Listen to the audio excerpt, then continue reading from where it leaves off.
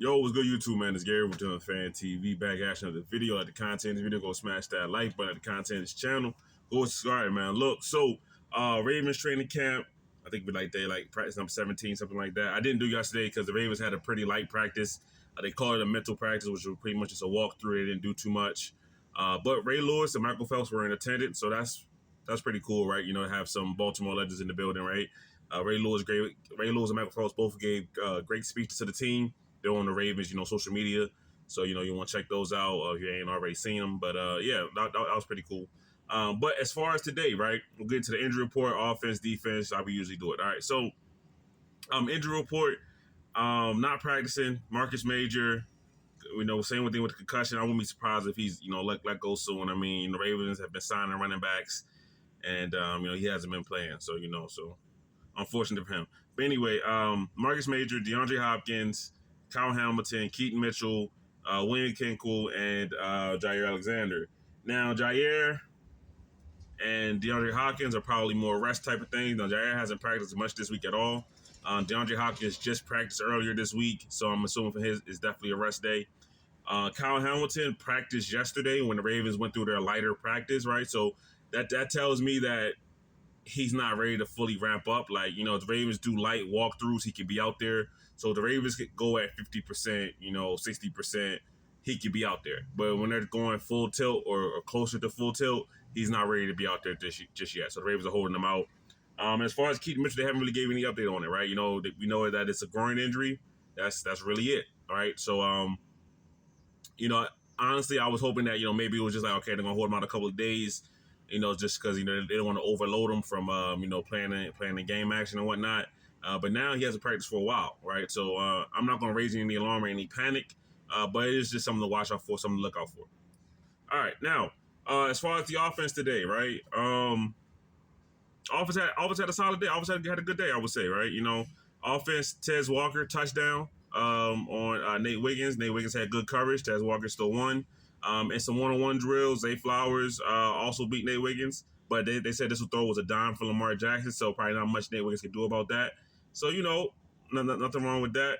And then Dayton Wade, deep down the middle from Lamar Jackson. Another great throw as well. This one wasn't on Nate Wiggins, but so this one, Dayton Wade, another play, another day, another play for Dayton Wade, right? Standing out, continue to make plays, continue to be a guy that, the Ravens got to keep their eye on, right? He's doing his part. That's what you can say about Dayton Wade. He's doing his part to make an impression on the Ravens coaching staff.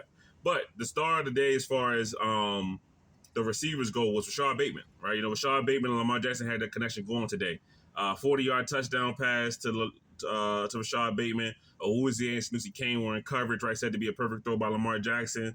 Bateman and Lamar connected, they said, about 6 times today, right? So finding each other early and often, okay?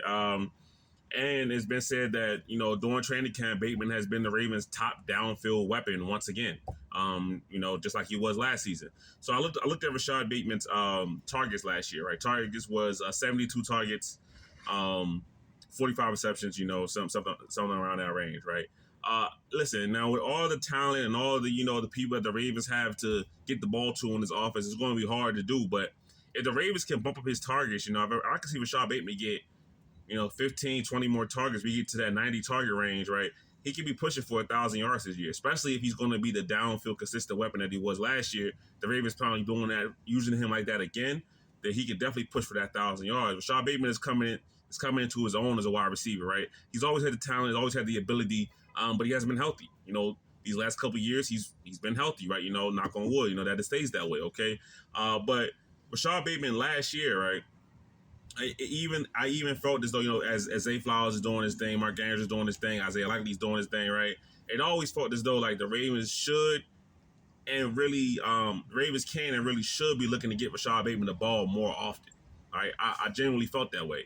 So 72 targets over 16 games, not bad, right? But they could do more, right? He's a guy that I think has earned more targets. Okay, so for this season, that's something I'm looking out for, right? I know the Ravens they add another receiver in DeAndre Hopkins, right? So that's more offensive talent. So it's not going to be an easy proposition to say, hey, look, we're going to get you more targets here, right? But at the end of the day, I think the Ravens can do it, all right? And Rashod Bateman is a very, very talented player. Now, listen, when you have a guy that you're primarily, I don't say primarily, but that is a major deep threat for you, yeah, his targets might not be as high as somebody else who you're using on underneath intermediate things. But to me, Rashod Bateman shouldn't be limited as just as one kind of receiver, right? He can go deep, he can do the short stuff, he can go intermediate. To me, he's really an all around good receiver. I would say that the short intermediate stuff he does better than the deep ball, right? The fact that he's even become a great or very good deep ball threat is a credit to him and Lamar getting on the same page, and a credit to him for taking his craft to another level, right? When Ravens drafted Rashod Bateman, that's not what I was thinking they were going to be using him for as a deep threat down the field, right? That's just not what I thought. But he's turned himself into that, so that's that's kudos to him. All right, so now as far as the defense goes, they said the defense started off pretty hot today. They had a sack on Lamar Jackson, sack, right? Obviously, you don't touch the quarterback. Had a sack on Lamar Jackson, and then they forced 3 straight incompletions. So good start for the day for the defense, right? That was right before Lamar Jackson turned it on and started throwing touchdown passes, to Tez Walker, Dayton Wade, Rashod Bateman, right? So early on, the Ravens defense had his number, and then hey, another day, another Ruben Lowry mentioned, right? I'm not searching out, his name. The reporters are saying, hey, look, this guy is making plays, right? So Ruben Lowry had another good day. The Ravens officially, have been trying him at safety, right? So today at safety, he made a couple of plays on the ball, a couple pass breakups, driving on the football, right? So this is a guy that every day he's making plays. When you have this kind of player who every day you're mentioning them or every other day, whatever it is for undrafted free agent, if the reporters are noticing them, they're not just picking them out because they want to, right? He's doing something out there on the field, right? So for I mentioned before, John Harbaugh has mentioned Ruben Lowry by name, right, as kind of taking notice of what he's done out there. So when you have Ruben Lowry who can play inside, he can play outside, and he can play safety, I'm assuming he'll probably be an all right special teams player as well. He's making it a really hard case for him not to be on this team. Then you throw into the fact that Bilal Kone's out with the on IR. Robert Longerbeam's out on IR. Now those guys probably had a hard case making the 53 as well. They might have been practice squad guys as well. But still, you eliminate those two guys out the mix. It just keeps coming up that, hey, Ruben Lowry is a guy that could really be on this team for this upcoming season. And the way he's playing, he deserves to be, right? Every phase of this offseason, he's done nothing but make plays. So, I'm sure the Ravens like to reward guys like that. But yeah, another nice day for Ruben Lowry. And then lastly, as far as defense goes, Mike Green. Couple of nice wins versus Carson Vincent, and it's a one-on-one drills, right? Mike Green, with that get off, he could beat pretty much any tackle on the Ravens team, right? Regardless of who it is, right? So, that's really nothing against Carson Vincent, right? Mike Green is just that talented. But interesting thing that happened at the end of practice, Mike Green was working with former Raven Michael McCrary, right? So now, if you're a younger Ravens fan, you're not gonna remember Michael McCrary, but he was on the team 90s, 2000s. And he was a great sack artist, right? So, he had 3 seasons in the NFL where he had 10 plus sacks. He had a career high in 98. He had a career high in 1998 of 14 and a half sacks, right?